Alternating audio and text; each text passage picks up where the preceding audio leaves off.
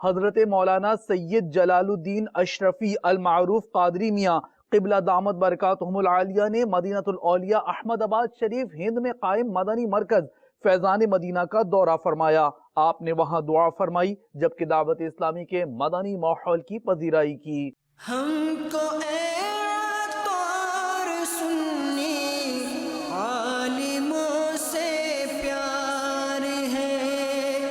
ہم کو اے عطار سنی عالموں سے